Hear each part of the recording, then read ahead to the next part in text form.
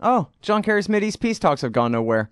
Hey, I'll Scott Horton here for the Council for the National Interest at councilforthenationalinterest.org. U.S. military and financial support for Israel's permanent occupations of the West Bank and Gaza Strip is immoral, and it threatens national security by helping generate terrorist attacks against our country. And face it, it's bad for Israel, too. Without our unlimited support, they would have much more incentive to reach a lasting peace with their neighbors. It's past time for us to make our government stop making matters worse. Help support CNI at councilforthenationalinterest.org. Okay, guys, welcome back. I'm Scott Horton. This is my show, the Scott Horton Show. Ray McGovern's on the line, former CIA analyst, Soviet expert. So he still counts as a Russia expert, I think. He's a veteran intelligence professional for Sanity. That means he's a co-founder of that group, Veteran Intelligence Professionals for Sanity, and he writes all the time for Consortium News and for antiwar.com, and he goes around giving speeches to people about why they ought to be peaceniks and other subjects along those lines. And now he's got a brand new one that will be out very soon here for Consortium News, and then we'll have it on antiwar.com either over the weekend or on Monday for you. It's, I guess, the working title, no title yet, but KAL007 we'll call it. Welcome back to the show, Ray. How are you doing? Thanks, Scott. Doing well.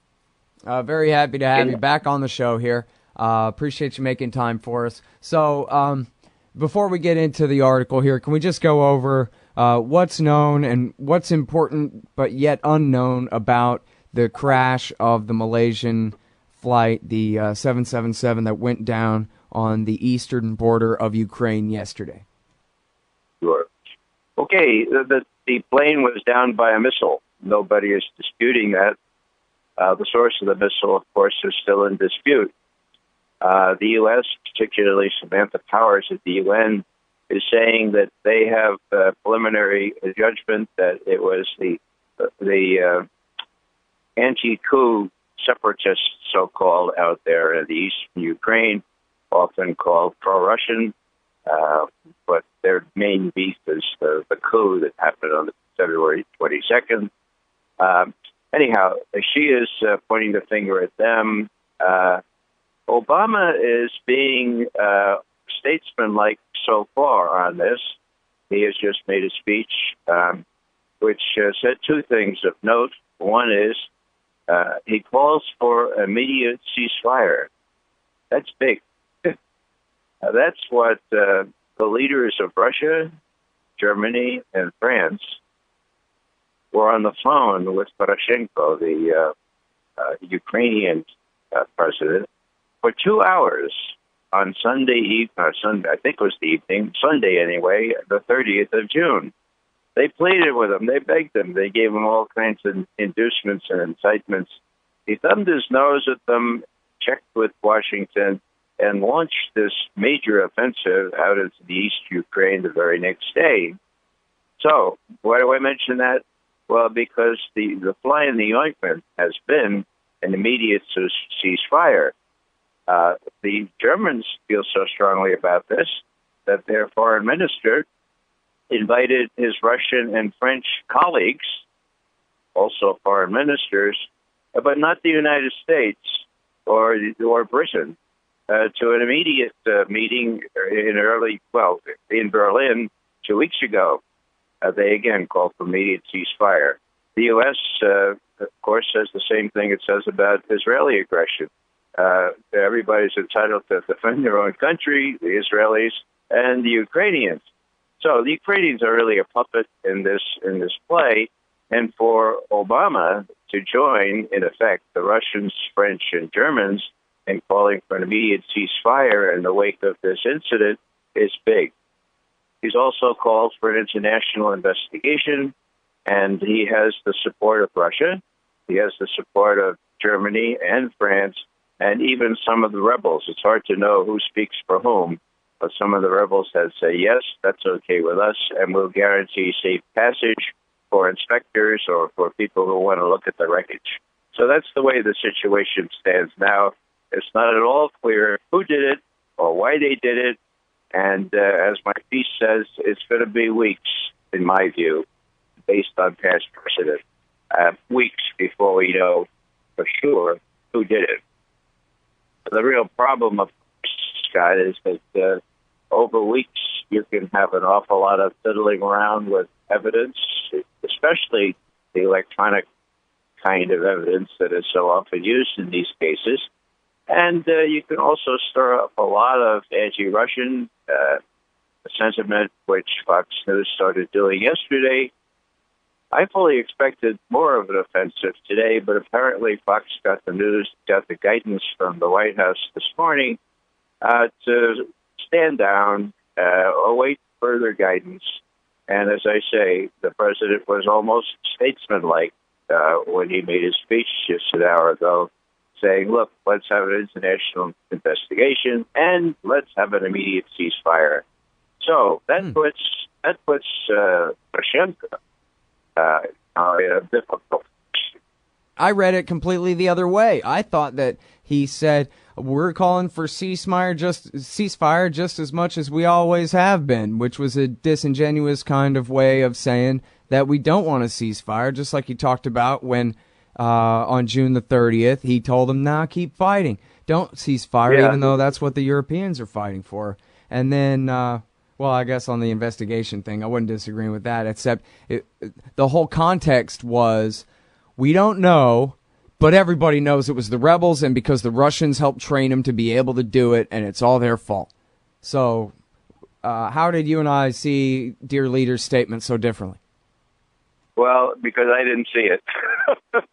Okay. I was watching on TV. Scott. You were listening on the radio like Kennedy Nixon. No, I wasn't even listening. All I've had is some little bit of press reporting here on my cell phone. It's the only connection I have.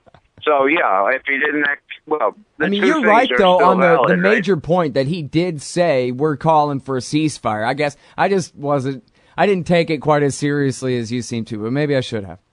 Yeah. Well, that being the bone of contention over the last 3 weeks, in my view, it is big. And as I was starting to say, Poroshenko is going to have to either say yay or, well, he's got no alternative. He'll have to say yay. Whether he follows through on it, of course, is another issue. He tends to lie a lot. And, he can't be expected, even if he promises to initiate a ceasefire, he can't be expected to automatically do that within the next day or so. So these next couple of days are going to be very important. And last night I was thinking through some scenarios that are very much like this. Shoot downs of aircraft like KAL 007 back in 83. Actually, wait a minute. We're about to have to take this break in a couple of minutes, and I'd like to go ahead and let you expand upon, tell that story and talk about the relevance of it, because that is very interesting stuff. But in the short time we have before this break, let me ask you just go ahead and speculate, because that's the least important thing here. It seemed to me like, probably the most likely explanation was that the rebels had done it, probably accidentally, thinking they were hitting a military flight. What's your guess? If I were forced to guess right now, I would say it was probably the rebels. But, there's no certainty at all, because all three, the Ukrainian armed forces, the Russians, of course, and the rebels all have this same weapon, this Buk, this SS-11. So it's really, really hard to say. But in terms of logic, the Russians control these things pretty damn well. The Ukrainians not so much. So if indeed the missile is determined to have come from their rebel head territory, then, maybe Samantha Powers is telling the truth.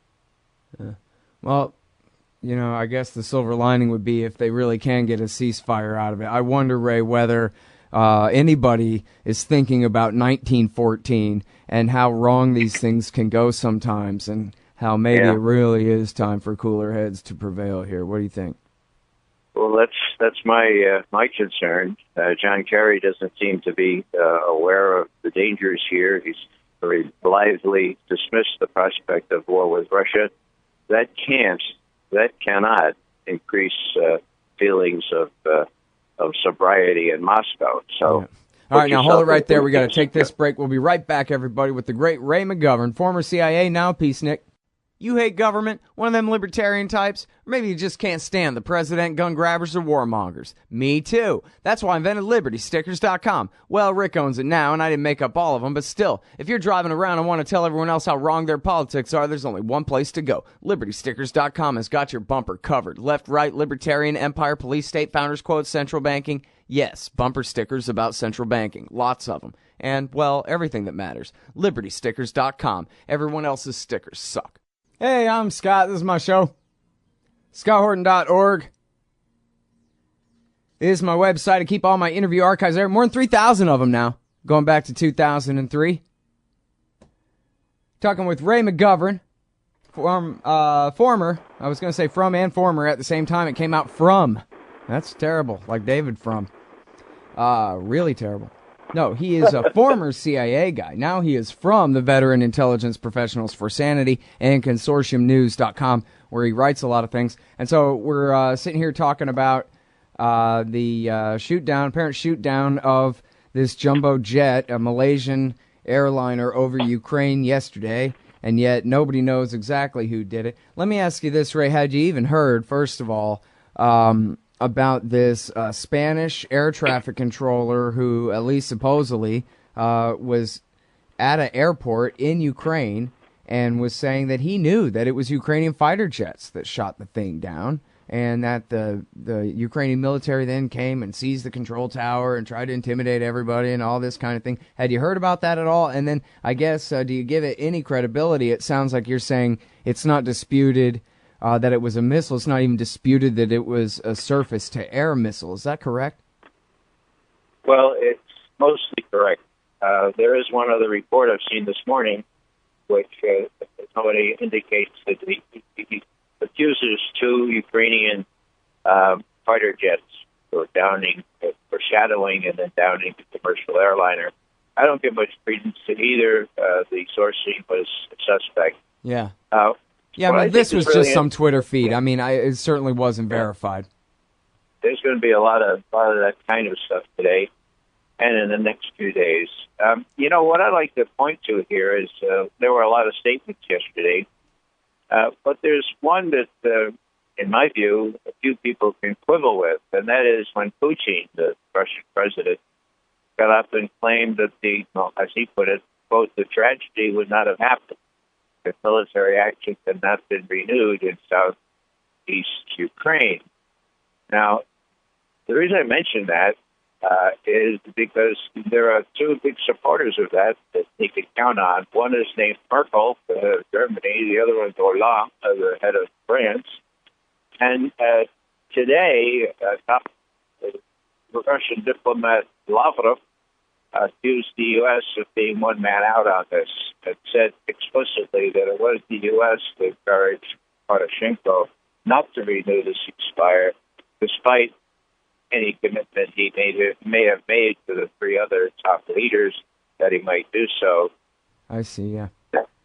If you're still hearing me, I can tell you a little bit about the precedent that I was had a front seat for, let's put it that way, back in 1983 when the Russian air defense fighter shot down KAL, Korean Airlines Flight 007, which they mistook for a U.S. reconnaissance flight or Air Force. The parallel is striking because the White House now has two options. Number one, whatever the truth of the matter, what happened yesterday, there's ample red meat, so to speak, to supply to Fox News and to State Department spokespeople to show how bad the Russians are. Putin very bad. Putin shooting down civilian airlines and all that kind of stuff, okay? Even if they lean toward blaming the Putin-supported rebels, okay? Now, that's one way they can go, and that's why I was sort of gratified that it didn't seem that Barack Obama had decided to do that just yet, but give them time because he'd be under a lot of pressure to do precisely that. What happened with the KAL-07? Well, Secretary Schultz, the Defense Secretary Weinberger, they were really out to give Moscow a bloody nose. So even though the evidence was pretty clear, A, that the Russians didn't know that it was a commercial airliner,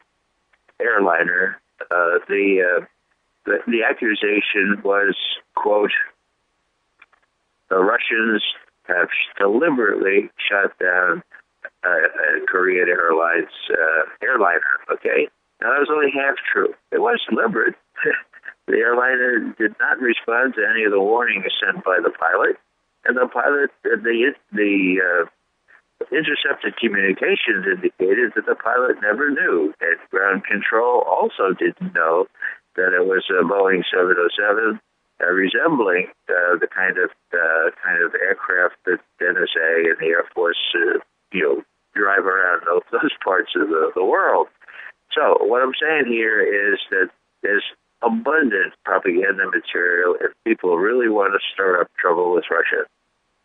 We have to wait and see if Obama will be statesmanlike enough to fend off the neoconservatives and to say, look, this is an unfortunate incident, but let's face it, it's an accident, okay? It was an accident, not deliberate. And that makes a big difference because in 1983, that soured the atmosphere for 2 years until Gorbachev came along and made it amply clear that he wanted a deal with the United States. Right. All right. Well, I sure appreciate it. I'm sorry we have to stop right there. But I sure hope, or I sure agree with you, and hope this can be turned into an opportunity for peace, since it's already a tragedy, rather than everybody making things worse out of it. Thank you so much for your time, as always, Ray. You're great. Okay, welcome. Ray McGovern, everybody, consortiumnews.com. Hey, y'all, Scott Horton here. Are you a libertarian and or peacenik? Live in North America? If you want, you can hire me to come and give a speech to your group. I'm good on the terror war and intervention, civil liberties stuff, blaming Woodrow Wilson for everything bad in the world, Iran, central banking, political realignment, and, well, everything. I can teach markets to liberals and peace to the right. Just watch me. Check out scotthorton.org/speeches for some examples, and email me, scott@scotthorton.org, for more information. See you there. Hey, y'all, Scott Horton here for The Future of Freedom, the monthly journal of the Future of Freedom Foundation. Edited by libertarian purist Sheldon Richman, The Future of Freedom brings you the best of our movement, featuring articles by Richman, Jacob Hornberger, James Bovard, and many more. The Future of Freedom stands for peace and liberty, and against our criminal world empire and Leviathan state. Subscribe today. It's just $25 per year for the back pocket-sized print edition, $15 per year to read it online. That's The Future of Freedom at fff.org/subscribe. Peace and freedom. Thank you. Hey, y'all, Scott Horton here. It's always safe to say that one should keep at least some of your savings in precious metals as a hedge against inflation. And if this economy ever does heat back up and the banks start expanding credit, rising prices could make metals a very profitable bet. Since 1977, Robertson Roberts Brokerage Inc. has been helping people buy and sell gold, silver, platinum, and palladium, and they do it well. They're fast, reliable, and trusted for more than 35 years. And they take Bitcoin. Call Robertson Roberts at 1-800-874-9760 or stop by rrbi.co. Hey, Al, Scott Horton here to tell you about this great new book by Michael Swanson, The War State. In The War State, Swanson examines how Presidents Truman, Eisenhower, and Kennedy both expanded and fought to limit the rise of the new national security state after World War II. If this nation is ever to live up to its creed of liberty and prosperity for everyone, we are going to have to abolish the empire. Know your enemy. Get The War State by Michael Swanson. It's available at your local bookstore or at Amazon.com in Kindle or in paperback. Just click the book in the right margin at scotthorton.org or thewarstate.com.